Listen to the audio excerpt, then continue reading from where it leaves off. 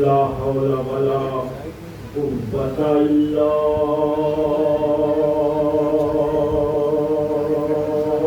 بالله العلي العظيم.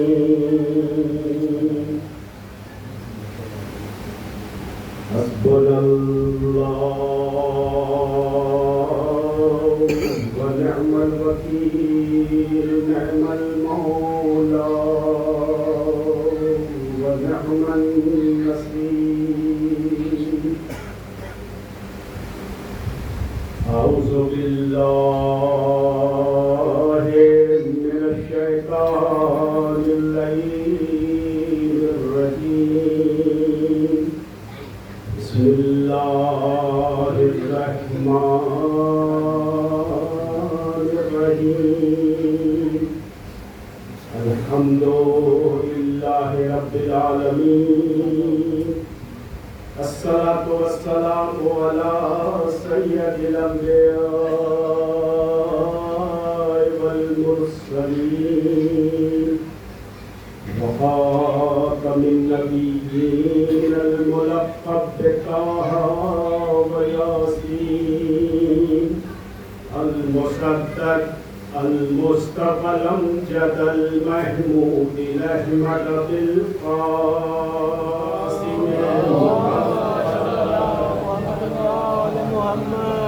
وآله الطيبين الطاهرين المعصومين المظلومين المنتجبين المنتقبين. فلعنة الله على أعدائهم وقتلتهم وغاصب حقوقهم ومنكر فضائلهم أجمعين. من ليلنا هذا إلى قيام يوم الدين. أما بعد فقد قال الله تبارك وتعالى وقوله الحق. بسم الله الرحمن الرحيم. والله يؤتي ملكه من يشاء والله واسع عليم. صلوات اللهم صل على محمد وعلى محمد. قادر قدر ہدایت سادہ کرام، سامعین کرام، عزاداران مظلوم کربلا، ساری تعریف اور تمام حمد و ثنا اس رب کائنات کے لیے جس کی بارگاہ میں علی جیسے عظیم المرتبت انسان کی پیشانی جھک رہی،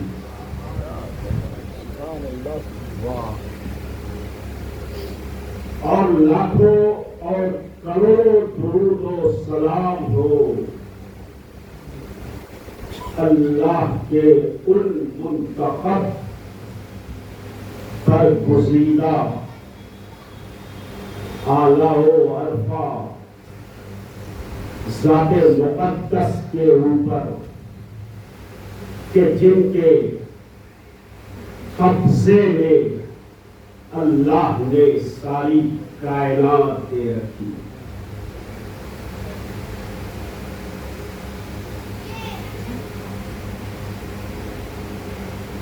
آج 7 محرم ہے. عزاخانہ ابو طالب کی یہ 7ویں مجلس اور یہ نورانی مجلس، یہ مقدس درسگاہ، یہ مقدس بارگاہ اللہ آپ سب کی حاضری کو شرف قبولیت عطا فرمائے. عزیزان گرامی،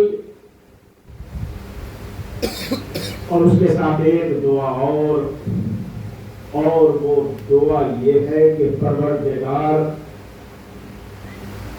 کربلا والوں کے صدقے میں ہم سب کو ایک سچا دیندار اور اچھا عزادار بنا دے۔ یہ بارگاہ، یہ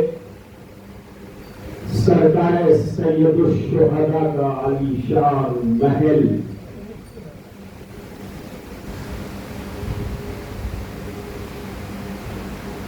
یہ مومنوں کی خاص عبادت کا نام ہے۔ یہ جو عزاداری، یہ نوحہ، یہ ماتم، یہ گریہ، یہ فرش عزا کا بچھانا، یہ عزا خانوں کا سجانا، یہ مومنوں کی خاص عبادت کا نام ہے۔ ماتم بھی ایک نماز جماعت کا نام ہے۔ اور لبیک یا حسین ہے اس بات کا ثبوت، شبیر ہر صدی کی ضرورت کا نام ہے۔ شبیر ہر صدی کی ضرورت کا نام ہے۔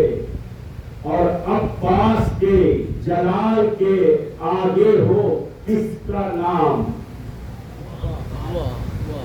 عباس کے جلال کے آگے ہو کس کا ذکر؟ عباس کے جلال کے آگے ہو کس کا ذکر؟ اب اس کے بعد صرف قیامت کا نام۔ صلوات پڑھتے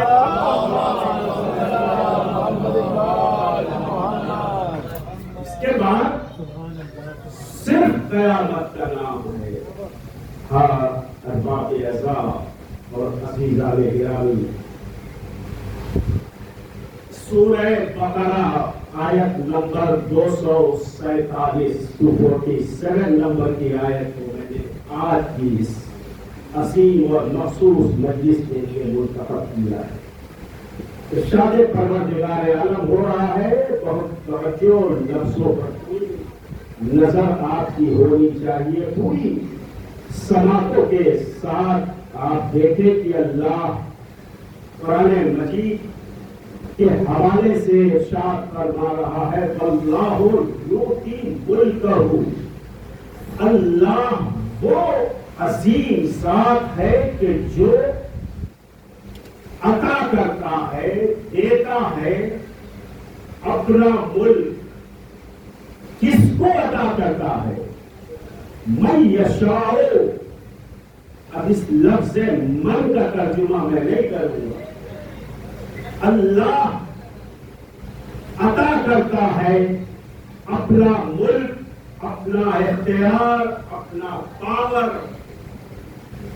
اس من کو جسے وہ چاہتا ہے، جسے وہ چاہتا ہے اسے پورا ملک عطا کرتا ہے۔ اللہ واسع العلیم، اور اللہ کو بڑی گنجائش والا، بڑا وسیع علم رکھنے والا ہے۔ عزیزان گرامی، بات کلیئر نہیں ہو پا رہی ہے۔ قرآن مجید میں اللہ نے ایک جگہ نہیں، قرآن مجید میں اللہ نے تقریباً 100 سے زیادہ مقام پر لفظ من کو استعمال کیا ہے۔ لفظ من۔ آئیے چلتے ہیں ہم سب مل کر کے مولا کائنات کے خاموش خطیب سے ملتے ہیں اور اسی سے پوچھتے ہیں، اے علی کے خاموش ذاکر، تو ہی بتا دے کہ اس لفظ من سے مراد کون ہے۔ قرآن نے قصیدہ شروع کیا، ورق پلٹتا گیا، قرآن نے آواز دی، وَمِنَ النَّاسِ من یشری نفسہ ابتغاء مرضات اللہ واللہ رؤوف بالعباد. اور انسانوں میں سے ایک من ہے کہ جو اپنے نفس کا سودا کرتا ہے اللہ کی مرضی کے عوض میں. من اب بھی سمجھ میں نہیں آیا. میں نے پھر قرآن کی بارگاہ میں دست ادب جوڑ کر عرض کیا، قرآن ہم جیسے کم علموں کے اوپر ذرا سا کرم کر دے، کچھ اور عطا کر دے، بتا دے کہ آخر یہ من کون ہے. قرآن نے پھر ورق کو پلٹا، آواز دی، من یقرض اللہ قرضا حسنا فیضاعفہ لہ اضعافا کثیرا. ایک من ہے جو اس کی بارگاہ میں قرض دیتا ہے تو اللہ اس قرض کے عوض میں اس سے کئی گنا اسے عطا کرتا ہے. پھر وہی من، یہ من سمجھ میں نہیں آ رہا ہے. پھر میں نے دستے ادب قرآن کی بارگاہ میں جوڑ کر عرض کیا، اے قرآن تو میری کم علمی پر ذرا سا تو ترس کھا جا اور مجھے بتا دے کہ وہ من کون ہے. تو قرآن نے پھر ایک مرتبہ آواز دی، من یشفع عنده الا باذنہ. اور ایک من ہے کہ جسے اللہ نے شفاعت کا اختیار دے رکھا ہے. بات اب بھی واضح نہیں ہوئی. میں نے پھر قرآن کے بارگاہ میں دستک دیا، ہاتھوں کو جوڑا، قرآن ذرا سا اور واضح کر دے. اب بہت قریب پہنچ چکا ہوں. اس من کے نام نہیں دیا ہے، فقط صفت بتا رہا ہے قرآن. اور یہی تو ایمان کی معراج ہے کہ انسان صفتوں کو دیکھتا جائے، موصوف تک پہنچتا چلا جائے. صفتوں کے ذریعے اگر انسان موصوف تک پہنچے گا تو یہ انسان کے ایمان کا کمال ہو جائے گا. میں نے پھر اس قرآن کی بارگاہ میں دست ادب جوڑ کر پوچھا، قرآن ذرا اس من کو اور واضح کر دے. قرآن نے پھر ایک مرتبہ آواز دی، بسم اللہ الرحمن الرحیم، قل کفی باللہ شہیدا بینی و بینکم ومن عندہ علم الکتاب. کہہ دو کہ تمہارے اور اللہ کے درمیان میں ایک من کافی ہے کہ جسے اللہ نے کل کائنات کا علم دے رکھا ہے. یہ اتنے من عزیزان گرامی، لیکن اب بھی واضح نہیں ہوئی کہ آخر اس من سے یہ صفت کس کی طرف اشارہ ہو رہا ہے، یہ موصوف کون ہے اس کا. میں نے ایک مرتبہ اپنے ہاتھوں کو جوڑ کر بارگاہ رسالت معاد میں ان کے دروازے کو کھٹکھٹایا، یا رسول اللہ آپ کا در وہ ہے کہ جس در سے کبھی کوئی سائل خالی نہیں گیا ہے، کبھی کوئی واپس نہیں ہوا ہے.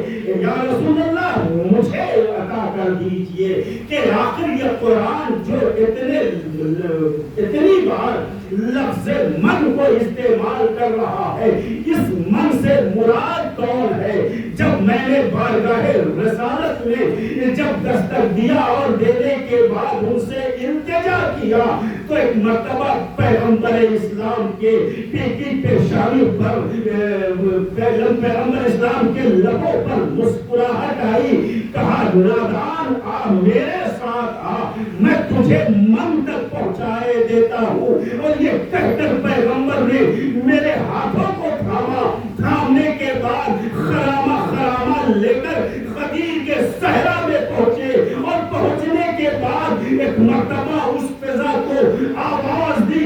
فضا میں وہ آواز گونجی کہ جس میں یہ آواز آ رہی تھی،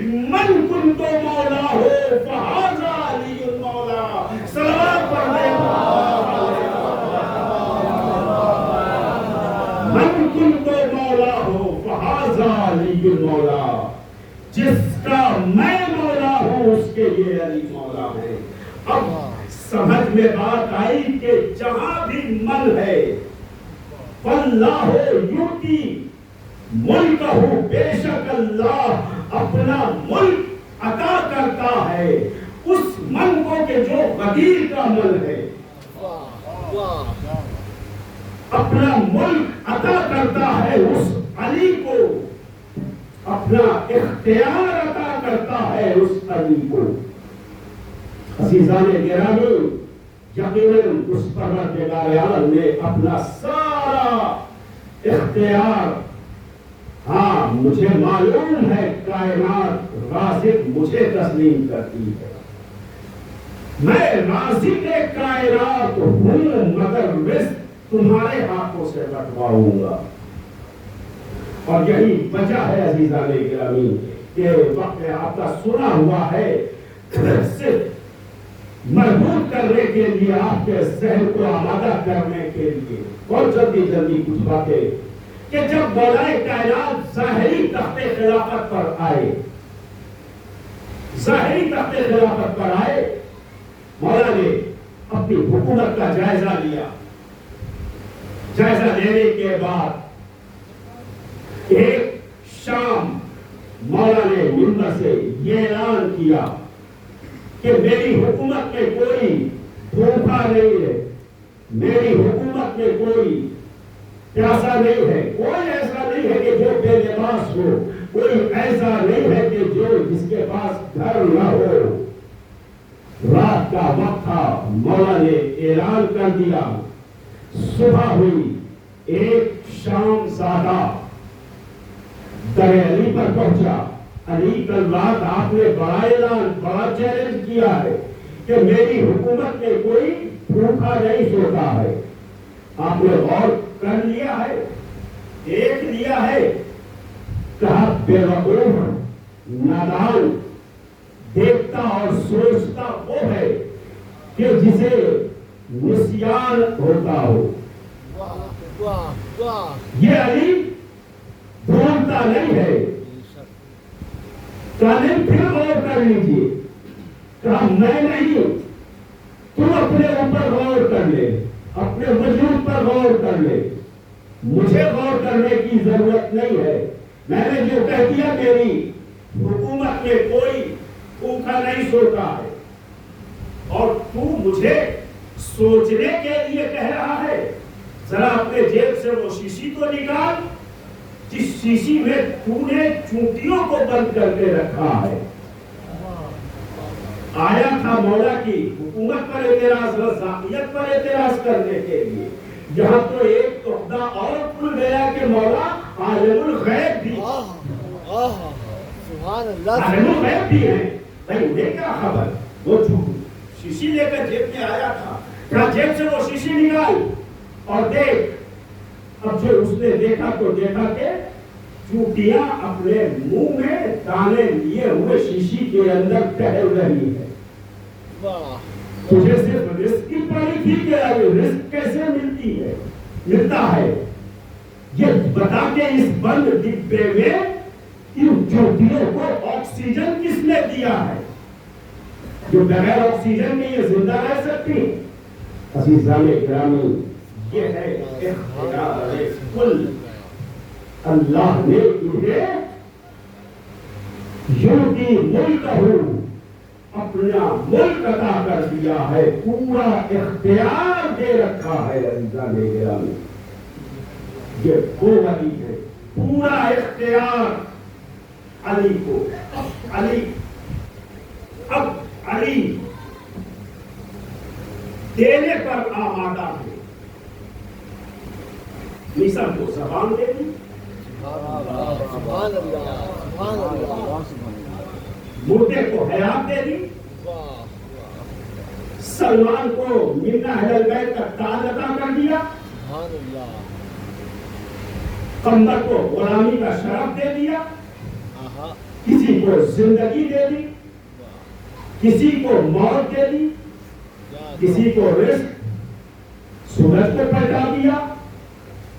یہ مولا کی زندگی کے وہ سارے کارنامے ہیں، دینا، پوری زندگی علی نے بانٹا ہے.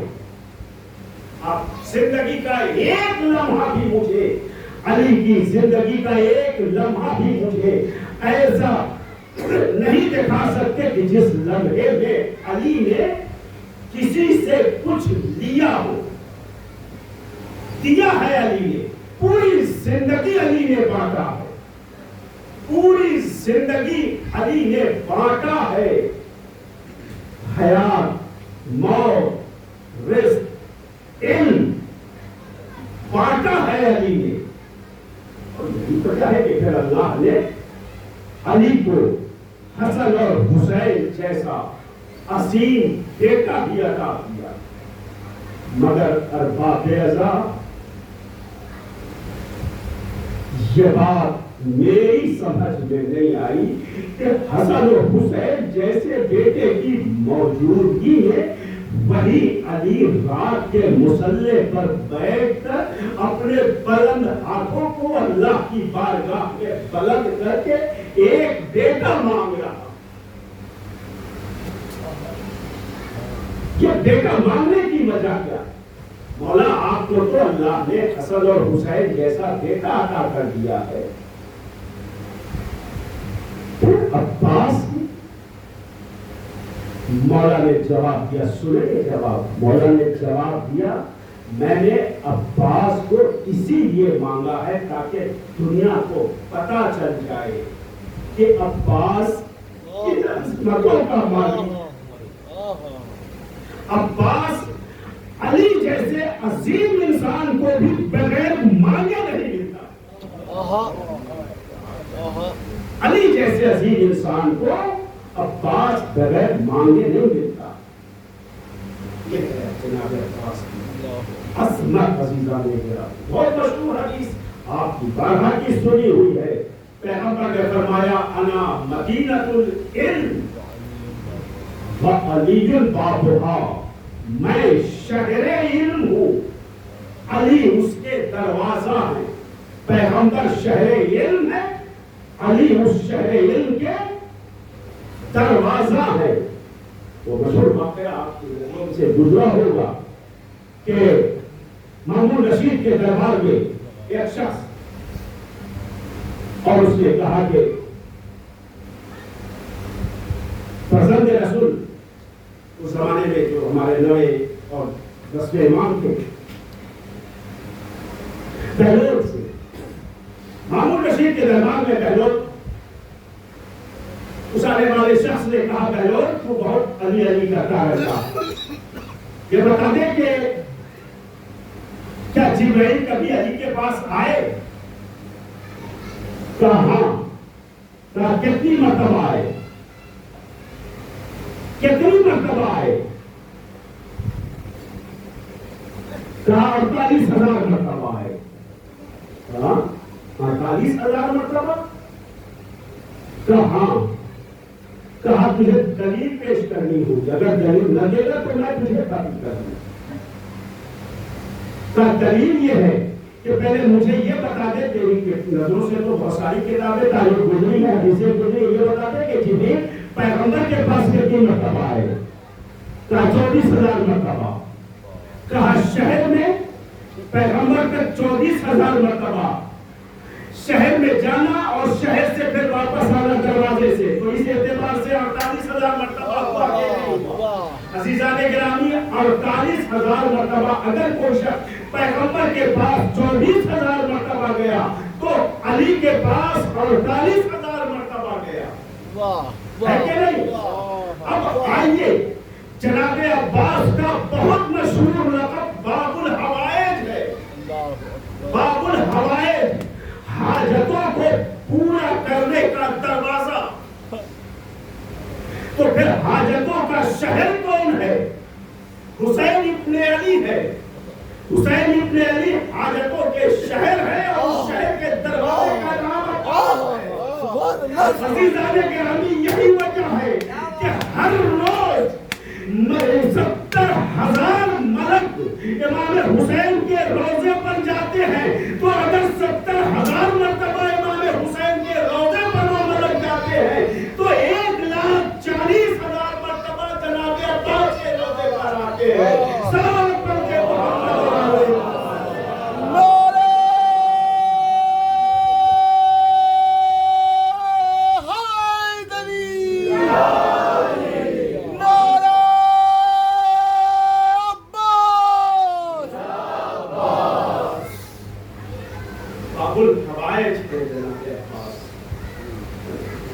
دروازہ ہے آج بھی جو لوگ جاتے زیارت کے لیے پہلے غازی حضرت ابوالفضل عباس سے اسم طلب کرتے ہیں اور پھر آقا حسین کی بارگاہ میں جاتے ہیں. زردارہ نے مذکور کربلا خط ہے مگر میں یہ کیسے کہہ دوں کہ محرم اصل میں ہے یہ ہم لوگوں کے ذہن میں کہ عصر عاشور مصائب کا خاتمہ ہو گیا.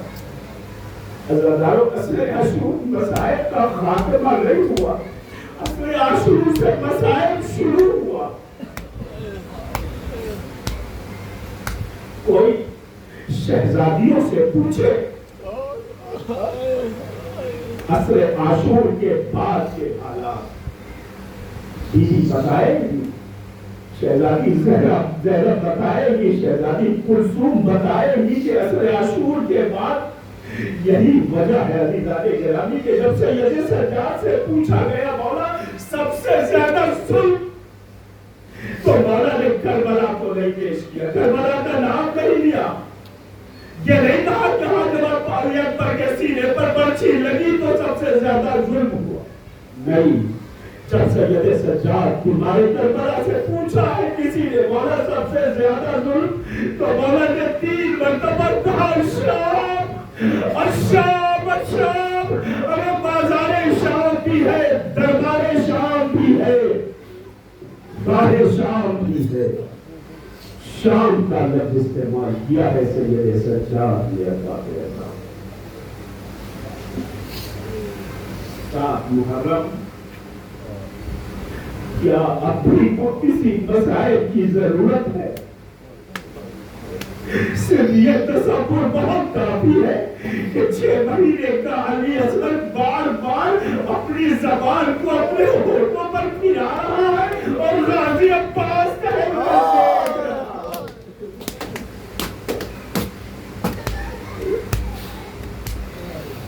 یہ شہادت مولا کے عباس کی پراپتی ہے. کیا عباس کی شہادت نہیں ہے یہ؟ عباس کی زندگی میں علی اصغر اپنے خشک ہونٹوں پر اپنی خشک زبان پھیرتے رہے اور عباس دیکھتے رہے. مگر آپ ایسا صاف محرم کو پانی ختم ہو گیا. اب قیام حسینی میں بس چھوٹے چھوٹے بچے, کچھ بیویاں ہیں, مجھے نہیں ملتا کسی کتاب میں نے نہیں دیکھا کہ ان بیویوں نے ان چھوٹے بچوں کو کیسے سنبھالا ہو, کیا کہہ کر دلاسا دیا ہوگا ان بچوں کو. لیکن اتنا تو یقین اور اعتبار تھا کہ ابھی میرا شیر موجود ہے, ہو سکتا ہے پانی کی کوئی سبیل ہو جائے. لیکن ارباب عذاب وہ سارا یقین چور چور ہو گیا کہ جب غازی عباس کے شان فرات کے کنارے زیادہ مسائل میں اس مسائل کی طرف آپ کے ذہن کو اصل سے کے وقت کربلا تنہا حسین, صرف مولا حسین اور کوئی نہیں, یہاں تک کہ 6 مہینے کے علی اصغر بھی سپورٹ لہر ہو چکے. اب ذرا اس کیفیت کو محسوس کرے کہ پورا کربلا کا بند ہو, بکھری ہوئی لاشیں ہو, حسین تنہا مقتل میں. ایک مرتبہ حسین در خیمہ پر آئے, لیکن ایک مرتبہ دل بے چین ہوا, کہا نہ ابھی نہیں, ذرا سا ان خیموں کا تو جائزہ لے لیا جائے جن خیموں میں میرے ناصر و مددگار رہا کرتے تھے. ذرا دیکھ لو. آنکھوں سے مسلسل آنسو جاری تھے کہ ایک مرتبہ امام مسلم کے خیمے میں گئے تاکہ خیمے کی اداسی کو دیکھتے رہے. زہیر کے خیمے میں گئے, بہت دیر تک زہیر کے خیمے کا اجڑا ہوا منظر دیکھتے رہے. ایک ایک خیموں کو دیکھنے کے بعد ایک مرتبہ امام حسین اس خیمے میں داخل ہوئے جس خیمے میں غازی حضرت ابو فضل عباس رہا کرتے تھے. اس خیمے میں گئے, کچھ دیر تک تو خیمے کے در دیوار کو دیکھتے رہے, اپنے بھائی عباس کو یاد کرتے رہے. راوی حمید ابن مسلم کا بیان ہے کہ میں بہت دور سے دیکھ رہا تھا. میں نے دیکھا کہ کچھ دیر تو امام اپنی کمر کو تھامے ہوئے خیمے کے اندر کھڑے رہے, لیکن جب کھڑا نہ ہوا جا سکا امام زمین پر بیٹھ گئے اور بیٹھنے کے بعد زمین پر ہاتھوں کو پھیرنے لگے. ایسا لگ رہا تھا جیسے عباس کو بہلا رہے ہو. میرے شیر تم نے بھی مجھے تنہا چھوڑ دیا. کچھ دیر تک عباس خاک پر ہاتھوں کو پھیرتے رہے, پھر آخر وہاں سے اٹھے.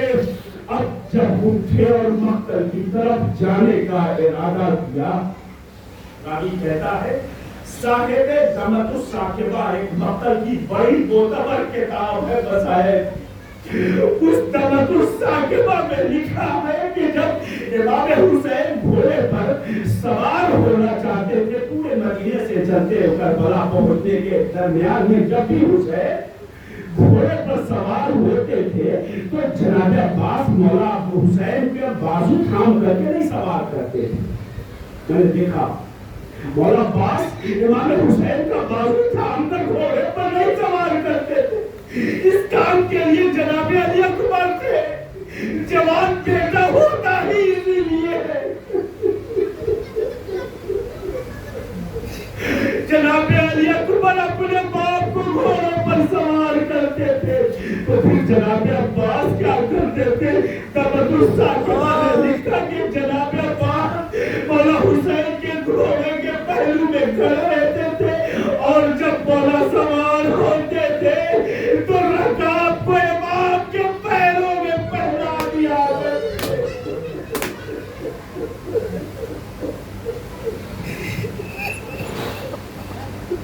یہ عمل جناب عباس کیا کرتے تھے, لیکن اب وقت عصر تو ہو گئے کہ جو حسین کے پاس علی اکبر ہے عباس ہے. پھر صاحب دمت الثاقبہ کہتے رہے کہ میں نے دیکھا کہ ایک بی بی جناب زینب نے باہر آئی اور آنے کے بعد اپنے ماجائے کے بازو کو سہارا دیا, گھوڑے پر سوار کیا.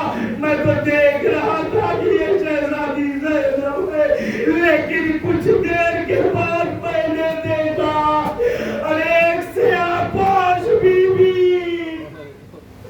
ارے خیمے سے برآمد ہوئی اور گھوڑے کے رکاب کو لیا, امام کے قدموں کو اس نے ڈال دیا.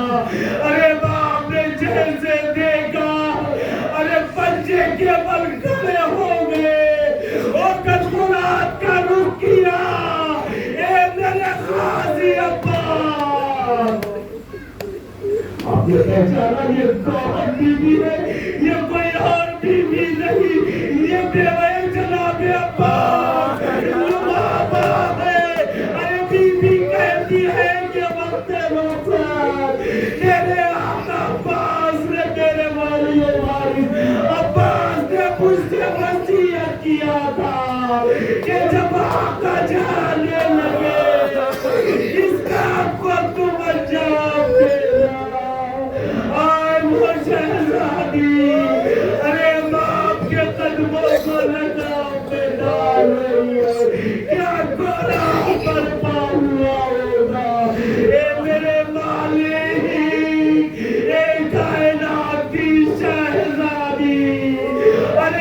گریے کو قبول کیجئے، ان آنسوؤں کو قبول کیجئے، ان عزاداروں پر اپنا کرم فرما۔